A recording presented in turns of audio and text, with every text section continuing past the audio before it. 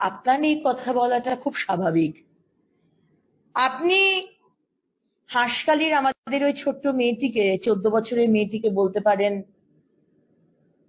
গণধর্ষিতা হওয়ার পর, খুন হওয়ার পর দেখতে হবে ওর তো পেটে বোধহয় বাচ্চা ছিল, প্রেম ছিল, কি করে বললেন না? অবশ্য বলাটাই স্বাভাবিক। আপনি তো মা নন। একজন মা হলে আপনি কোনোদিন এই কথাটা বলতে পারতেন না। আপনি উৎসবে ফেরার কথা বলছেন। দুর্গাপুজো হবে, অবশ্যই হবে, আচার মেনে সব জায়গায় দুর্গাপুজো হবে, কিন্তু উৎসব হবে না। উৎসব মানে আনন্দ। পশ্চিমবঙ্গের মানুষ ঘরে ঘরে যতক্ষণ না অভয়ার বিচার হচ্ছে আমরা কিন্তু উৎসবে ফিরবো না।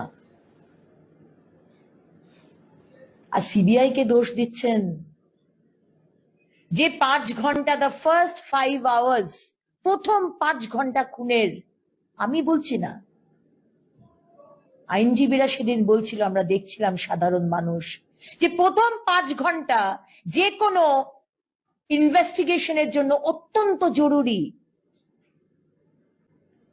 প্রথম 5টা দিন আপনি নষ্ট করেছেন মুখ্যমন্ত্রী। আমাদের অভয়ার পাটা রাইট অ্যাঙ্গেলে কেন ছিল? রাইট অ্যাঙ্গেলে, বডির সাথে রাইট অ্যাঙ্গেলে থাকতে পারে যখন পেলভিক গার্ডল ভেঙে দেওয়া হয়, কিন্তু কোনো এক্সরে প্লেট দেওয়া হয়নি। আমার অভয়ার পোস্টমর্টমের টাইম, ক্রিমেশনের টাইম মেলেনি। আমাদের অভয়ার বডি প্রিজার্ভ করা হয়নি। আমাদের অভয়ার 9 তারিখে মৃত্যু হয়েছে, আর 10 তারিখে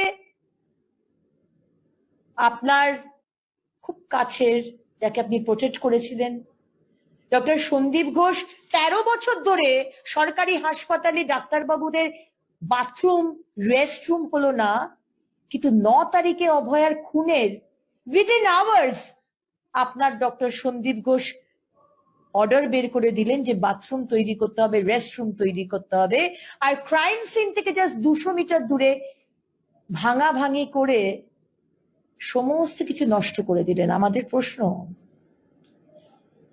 প্রশ্ন আপনি বলেছেন না, আমি কাউকে বাঁচাতে চেষ্টা করব কেন? কেউ কি আমার বন্ধু? আমার কেউ বন্ধু নয়, কেউ শত্রু নয়। আমি কথা বলা হচ্ছে তথ্য লোপাট করার কথা।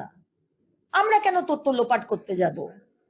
আপনি তথ্য লোপাট করেছেন মুখ্যমন্ত্রী, আমরা বলছি আপনি করেছেন, আপনার নেতৃত্বে তথ্য লোপাট হয়েছে। আপনি ঝাড়গ্রাম থেকে সেদিন ফিরছিলেন 9 তারিখে, আপনি বললেন আপনি বিনীত গোয়েলকে কথা বলতে বলতে আসছিলেন।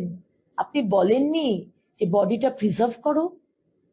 আপনি বলেননি 6টার পরে পোস্টমর্টম করা যায় না?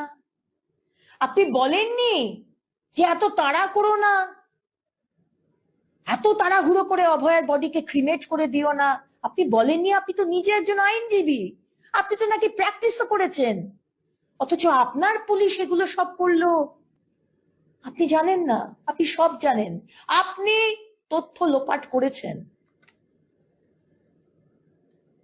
এবং আমাদের যে দাবি, প্রথম দিন থেকে বলে আসছি, মমতা ব্যানার্জি আপনি মুখ্যমন্ত্রী হতে পারেন, কিন্তু অভয়ার কেসে আপনার যে রোল অত্যন্ত সন্দেহজনক, আপনাকে অ্যারেস্ট করা হোক।